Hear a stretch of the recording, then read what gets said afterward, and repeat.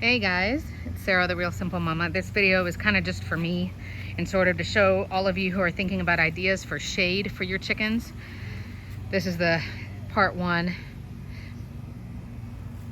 and I'm looking at the direction, where we're getting shade, where the sun is coming from, and just trying to get some ideas of where I could build some shade for the girls. So we are continuing to improve this new zone. We're going to be doing hopefully bird netting and extending the fence upwards this weekend. But as you can see, all my birds are sitting in the shade, the little bit that they have here by the coop. I do have a coop door open, you can see on the left hand side. We are going to be adding more ventilation and air circulation through there in the next few weeks. It is humid as heck today, and I hate humidity. I hate it. Rich, I'm sorry, honey. You live in Florida, and I'm sure the humidity is way worse there. But man, I can deal with a dry heat up to like 110 degrees Fahrenheit, but I hate humidity. So I'm coming out to look at where I might want to put some kind of covering, awning, lean-to, tarp, whatever, what direction I'd want it to be, and all of that stuff. So now they haven't figured out that there is a huge area of shade over there, but I didn't get them for their intelligence.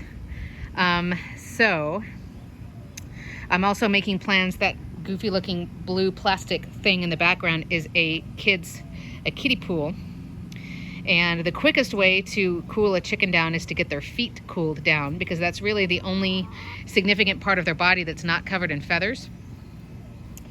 So and I'll do more videos as it gets into summer, but if you haven't seen my other videos about cooling down chickens, you can put water in that pool. You can just freeze bottles of water basically, so that they basically turn into ice bottles.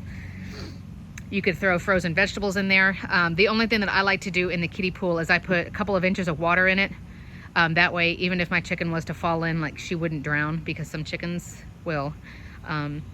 But they're not going to want to willingly step in the water, so I throw black oil sunflower seeds in, and they'll sink to the bottom. And so then the girls will sort of ignore the fact that their feet are wet, because they want to get the black oil sunflower seeds. And in the process of them, bobbing for apples or bobbing for seeds, as it were, not only are they getting some extra water in their system, but they're standing in the cool water, and that's the fastest way to cool them down. So I can see that Flopsy's panting a little bit. So I think I have some ice bottles in my deep freezer. I need to check because we just moved, but I think I put them back in there. And if not, then I need to go do that now. But I keep plain, like, there's a swallowtail butterfly, unseasoned, unsauced frozen vegetables. As long as it doesn't have onions in it, and it doesn't have like cheese on it, or, I don't know, salt or anything like that. And then I don't even bother like cooking them or thawing them. I'll just throw them out when they're frozen. And if my girls don't eat them exactly when they're frozen, then after they've thawed a little bit, then my girls will eat them. I just want to be careful about doing that, because obviously if they don't eat all of them, then you have little pieces of vegetables starting to rot all over your chicken run. So the girls are over here now. So we've got a couple of options, and so many of you guys have offered suggestions.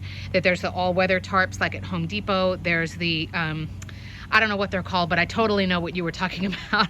They're triangular, and then they've got the little the circular pieces that basically keep the fabric from ripping, so you could tie it to stuff. I'm thinking I want to use this zone over here. This is a neighbor's tree. I can't tell what it is. It looks like a little ash tree, but I can't tell. But it does give them a little bit of shade.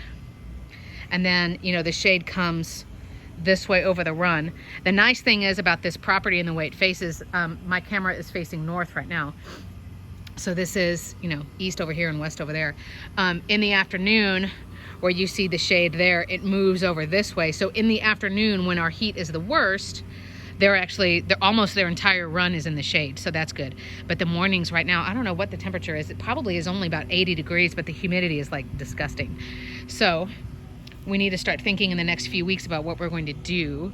So I'm looking at, using, and these have been suggestions I've given in the past, using existing structures, right? And that way you don't have to buy as many new materials, and you don't have to build as much. If you're using, if I'm using two walls that already exist, right? Those two fences, we have, we just moved, so we're still kind of looking at, junk that was left behind and stuff in the shed. We do have a large rectangular piece of plywood that I could, upcycling that I could basically just hold onto that horizontal fence brace piece, and then, not to make you guys sick or go too quickly, but we have our old T-posts from our old chicken runs, and then basically prop that up and have a little zone over here, like a little chicken cabana.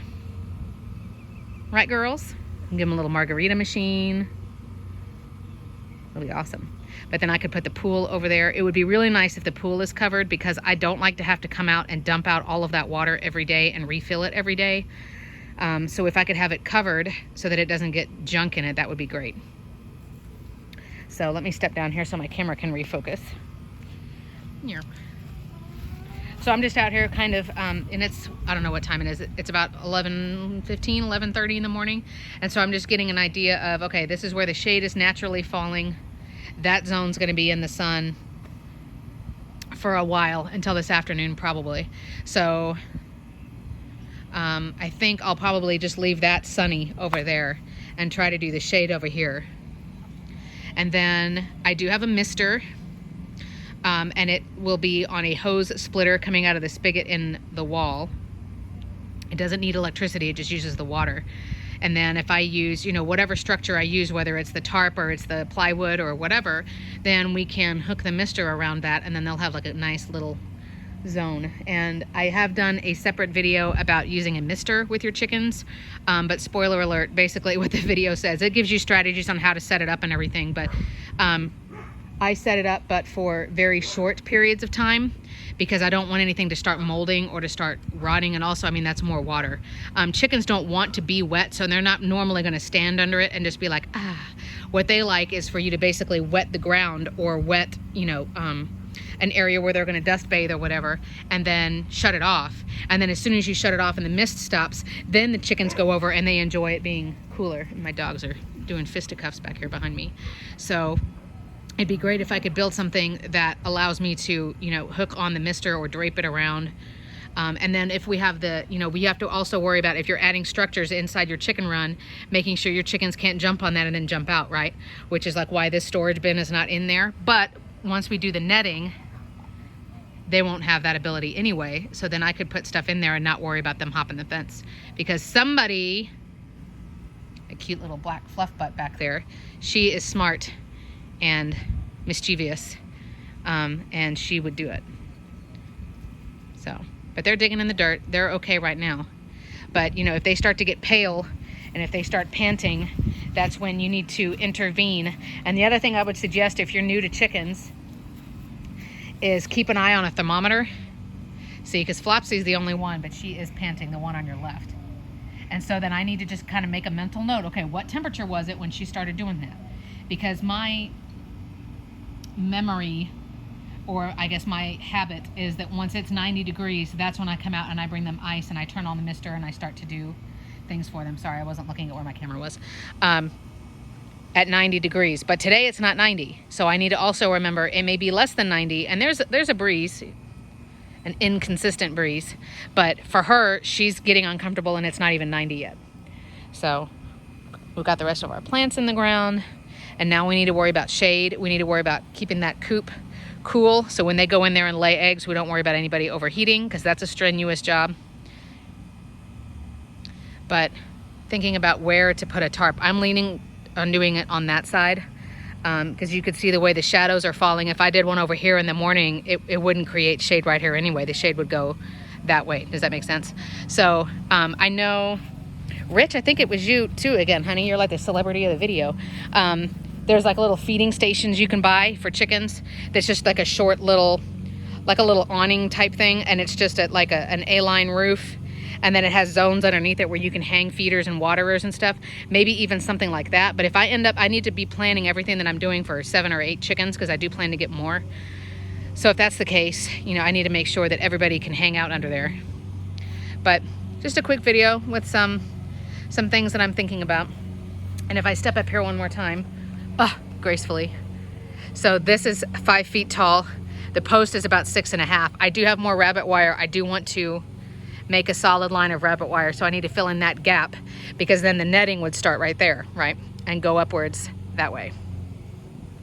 So, and we do plan, I think I'm gonna lose this argument, sorry guys, to put a wooden dowel rod to make that even higher, to make it like 8 feet tall in the middle. But then my husband plans to just put a notch in the dowel rod and then put the netting through that, so the netting is, you know, holding it, it's being held like that, basically. I like the idea of the Frisbees and the laundry poles and all that other stuff, but I think I'm gonna lose this argument. But since he's doing a lot of the work, I'm like, okay, fine. I'll let you win this one. I hope everybody's staying safe.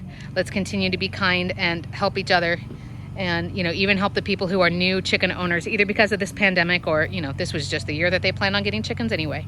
So we're all going to try to help each other. If you guys have suggestions for shade and stuff here that's weather resistant, that's, you know, upcycling, let me know, because we're going to start working on that this weekend. So just wanted to show you guys and kind of just have this on camera for when I need to remember, like, wait a minute, where did the shadows fall at this time, and what did the run look like? So now I've got it. But I hope everybody is well. I've got a video coming soon about how to introduce your dog to backyard chickens, in case, you know, you get chickens first or you get a dog afterwards, or, you know, whatever the case may be. And it's taken a few weeks of training, but my Penny Lane, my little Staffordshire Terrier, where'd she go, is gonna be good.